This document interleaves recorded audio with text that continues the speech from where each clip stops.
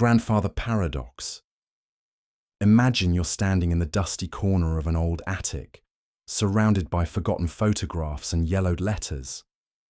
Your grandfather's watch ticks quietly in your palm, its steady rhythm carrying the weight of decades.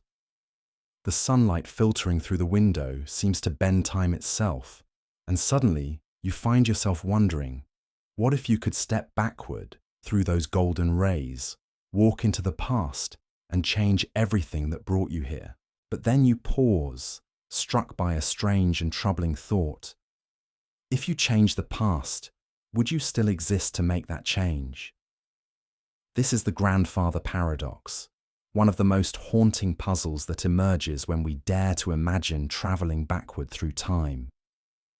The concept is deceptively simple. If you could journey to the past and prevent your grandparents from ever meeting, you would never be born. But if you were never born, how could you have traveled back in time in the first place?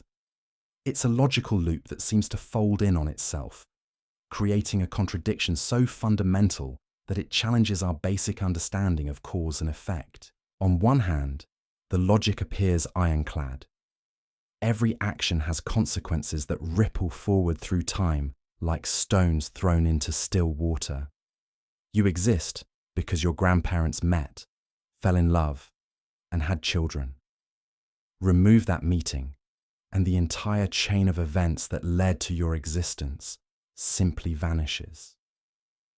Yet on the other hand, the very premise requires that you already exist in order to travel back and make the change. It's as if time itself is playing an elaborate trick, presenting you with an impossible puzzle where the solution erases the problem, and erasing the problem eliminates the solution. Perhaps you begin to wonder if time has a way of protecting itself from such paradoxes. Some theories suggest that the universe might be far more resilient than we imagine, that any attempt to change the past would be met with increasingly improbable coincidences that preserve the original timeline. Your grandparents would meet despite your interference, drawn together by forces that seem to transcend your small attempts at disruption.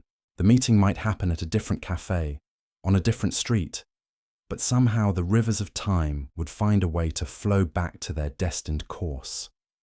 But then another possibility emerges, one that's perhaps even more unsettling.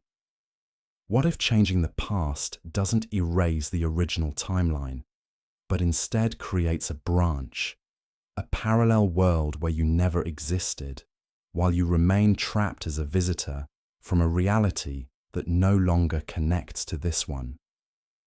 You would become a ghost from another possibility, watching a world where your parents grew up as only children, where your friends have different friends, where every small ripple of your absence has created an entirely different ocean. The paradox deepens when you consider the nature of change itself. Even the act of traveling to the past would alter it in countless microscopic ways. Your presence would displace air molecules. Your feet would compress blades of grass. Your breath would add moisture to the atmosphere. These tiny changes would compound over time, growing into enormous differences through what scientists call the butterfly effect. You wouldn't need to prevent your grandparents from meeting. Simply existing in their past might be enough to unravel the delicate chain of events that led to your birth. Yet there's something almost beautiful in this impossibility, isn't there? The grandfather paradox reveals time not as a simple river flowing in one direction, but as something far more mysterious and interconnected. It suggests that the past, present, and future might be woven together in ways that protect the fabric of existence from the kinds of tears that logical contradictions would create. Perhaps the universe has a kind of wisdom, an inherent structure that prevents the impossible while still allowing us to imagine it. The paradox also invites you to consider the strange nature of your own existence. Every moment of your life depends on an almost infinite chain of precisely timed events stretching back through history. If your great-grandmother had taken a different route to work on a particular Tuesday in 1924, if an ancient ancestor had sheltered under a different tree during a storm, if any of a million small decisions had been made differently, you might never have come to be. The grandfather paradox makes this fragility tangible, showing you just how precarious and precious the specific sequence of events that led to your consciousness really is. When you sit quietly with this paradox, it begins to transform from a logical puzzle into something more like a meditation on identity and time. Who are you, really, if your existence depends so completely on events that happened long before you were born? Are you the inevitable result of those events, or are you something more? A consciousness that somehow transcends the particular circumstances that brought it into being. The paradox doesn't answer these questions, but it holds them gently, like cupping water in your hands. Perhaps that's the most profound gift of the grandfather paradox. It doesn't demand to be solved so much as contemplated. It invites you to marvel at the mysterious nature of time, causation, and your own existence.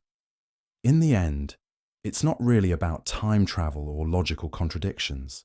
It's about recognizing the beautiful impossibility of trying to step outside the flow of time that gave birth to you. It's about noticing how every moment contains all the moments that came before it, and find peace in that endless, unbreakable connection.